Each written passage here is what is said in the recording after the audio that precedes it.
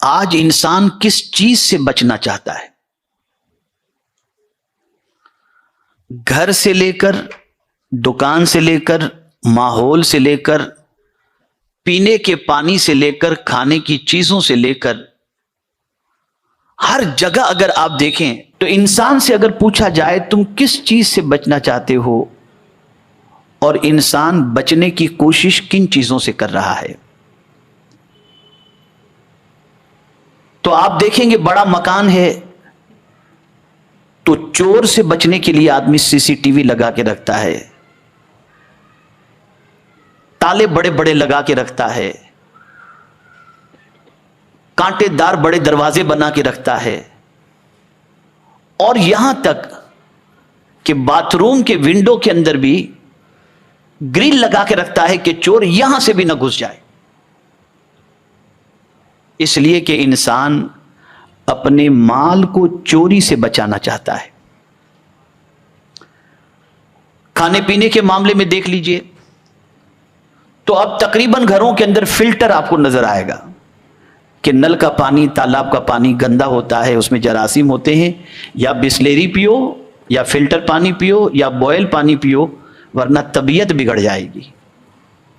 بتائیے یہ ہے یا نہیں؟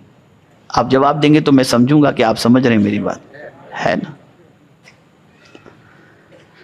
اسی طریقے سے آپ قیاس کرتے چلے جائیں، گرمی سے بچنا ہے تو ایئر کنڈیشن کا انتظام، آدمی گرمی سے بچنا چاہتا ہے، گھر بناتے وقت سوچتا ہے ہوا کہاں سے آئے گی۔ ہم ہر چیز سے بچنا چاہتے ہیں اور بچ جاتے ہیں تو اسے کامیابی سمجھتے ہیں، لیکن قرآن نے کامیابی کو کس چیز سے بچنے کے حوالے سے فرمایا؟ فرق یہ ہے کہ اللہ والے جو بھی سوچتے تھے وہ قرآن کے ذریعے سوچتے تھے، اور ہم جو بھی سوچتے ہیں وہ ٹی وی کے ذریعے سوچتے ہیں۔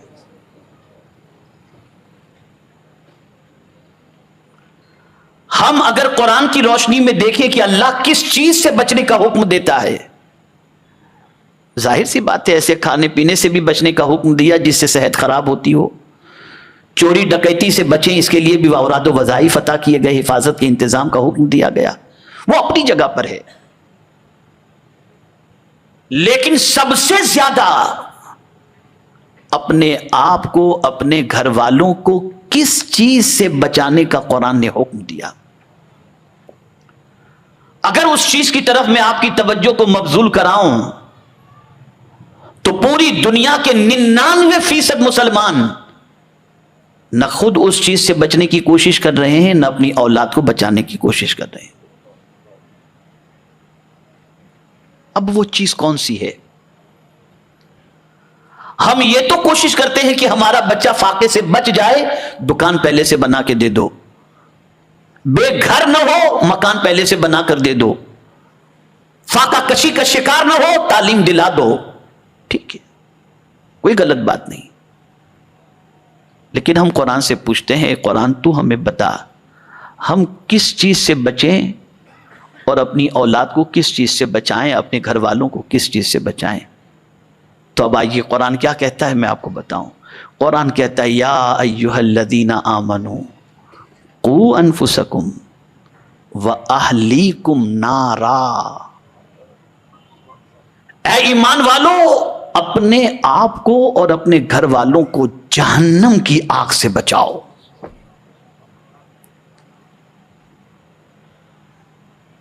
تم یہاں کی گرمی سے بچانے کے لیے اپنے بچے کے روم میں ایئر کنڈیشن کا انتظام اور پنکھے کا انتظام کرتے ہو، کبھی جہنم کی گرمی سے خود کو اور خود کے گھر والوں کو بچانے کے لیے کوئی کوشش کی ہو تو مجھے ذرا بتا دو آپ۔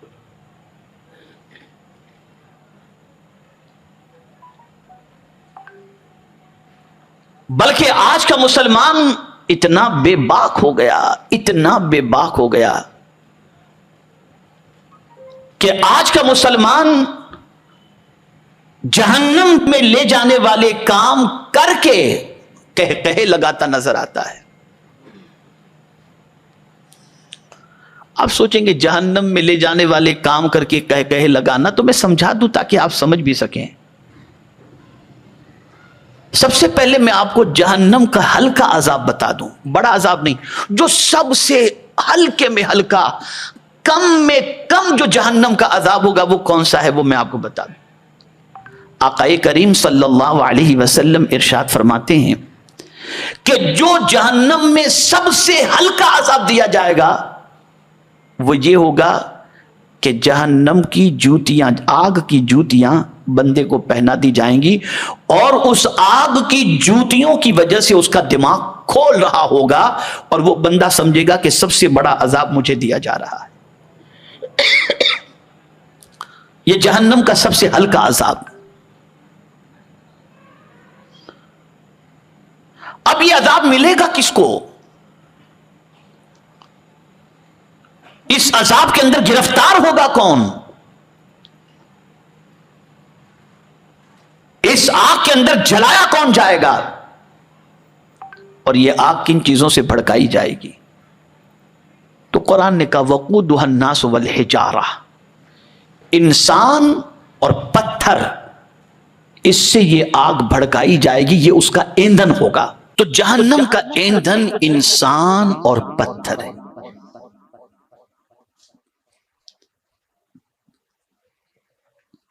جہنم کی آگ کو جو بھڑکایا جائے گا تو اس میں انسان ڈالے جائیں گے اور پتھر ڈالے جائیں گے۔ میرے پیارے آقا صلی اللہ تعالی علیہ وسلم کے پیارے دیوانوں، اسی لیے ایک 6 سال کے ننھے سے بچے کو روتے ہوئے دیکھا گیا۔ 6 سال کے بچے کے بارے میں آپ غور کریں، آج کے 6 سال کے بچے ٹی وی کے سامنے گیم کے ساتھ الجھے ہوئے رہتے ہیں، لیکن پرانے زمانے کے اندر ایک 6 سال کا بچہ رو رہا ہے، آنکھوں سے آنسو جا رہے ہیں۔ ماں نے پوچھا بیٹے کیا بات ہے، کیوں رو رہے ہو؟ کسی نے کچھ کہا؟ کوئی بات ہو گئی؟ کہا نہیں ماں، کسی نے کچھ کہا نہیں ہے، اور نہ کسی سے جھگڑا ہوا، نہ کسی نے مجھے مارا، کوئی ایسی بات نہیں۔ بیٹے پھر بلک بلک کے کیوں رو رہے ہو؟ بچے نے کہا ماں آج میں قرآن پڑھ رہا تھا، اور قرآن پڑھتے پڑھتے اس آیت پر پہنچا کہ قو انفسکم واہلیکم نارا وقودھا الناس والحجارہ، اپنے آپ کو اور اپنے گھر والوں کو جہنم کی آگ سے بچاؤ جس کا ایندھن انسان اور پتھر ہیں۔ تو جہنم کی آگ بھڑکائی جائے گی، تو انسانوں کو جہنم میں ڈال کر جہنم کی آگ کو بھڑکایا جائے گا۔ تو میں نے میری ماں تجھے دیکھا ہے، تو بھی گھر میں جب چولہا جلاتی ہے نا تو بڑی لکڑیوں کو بعد میں ڈالتی ہے، چھوٹی کو پہلے ڈالتی ہے۔ تو میں اس لیے رو رہا ہوں کہ کہیں جہنم کو جلانے کے لیے مجھ جیسے چھوٹے بچے کو اللہ پہلے داخل تو نہیں کرے گا۔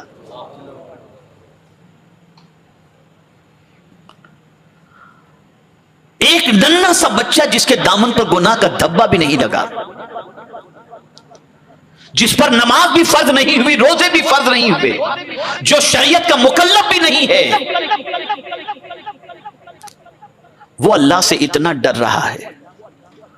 اور آج کا نوجوان خوب جی بھر کر کے عیاشیاں کر رہا ہے، بد کرداری کر رہا ہے، برائیاں کر رہا ہے، نماز چھوڑ رہا ہے، اسے یہ فکر ہی نہیں ہے۔ وہ تو یہ سمجھتا ہے جنت تو میری جاگیر ہے، میں جب جاؤں قدم ڈال کے چلا جاؤں گا۔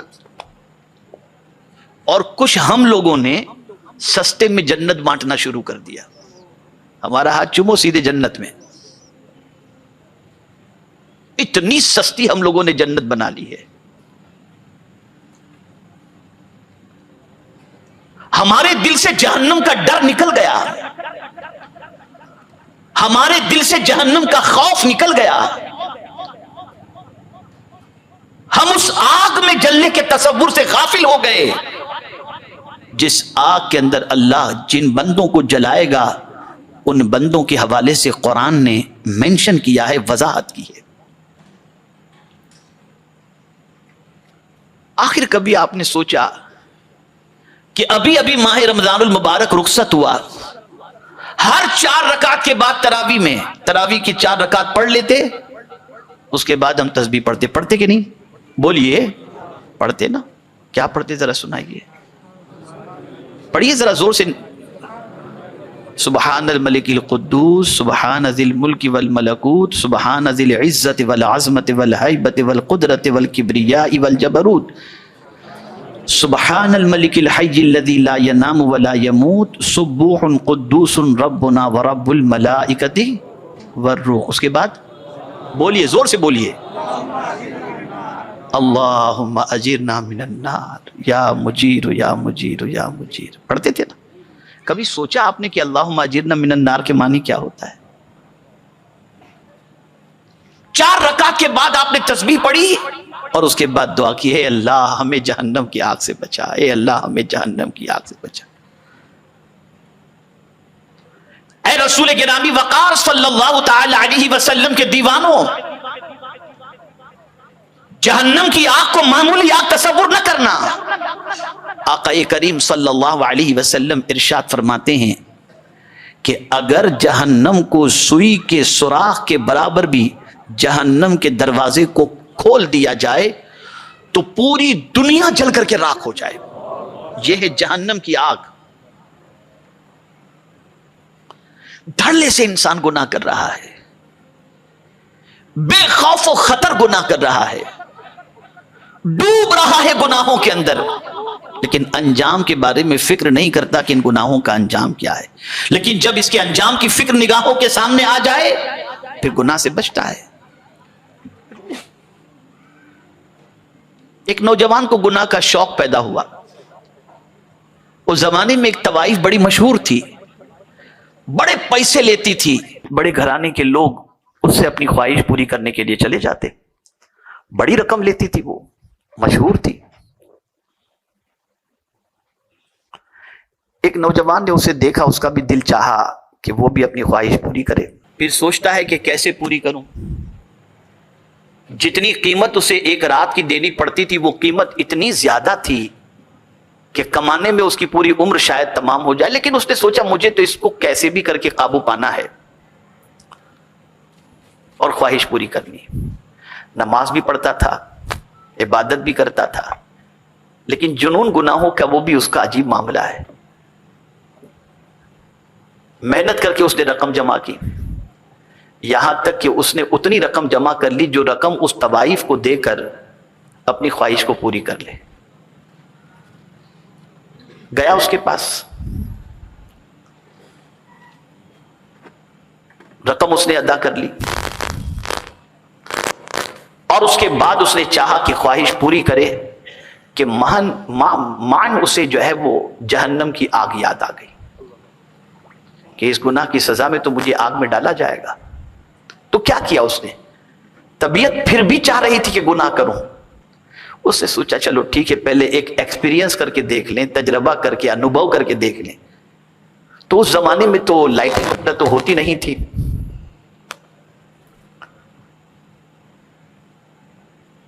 دیے جلا کرتے تھے، تو کندیل جل رہا تھا.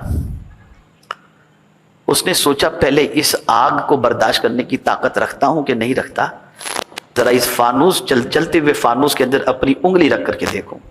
تو گناہ کرنے سے پہلے اس نے اس آگ کے اندر اپنی انگلی رکھی، یوں رکھتا یوں نکالتا، یوں رکھتا یوں نکالتا. وہ عورت حیرت میں پڑی ہوئی تھی کہ عجیب آدمی ہے،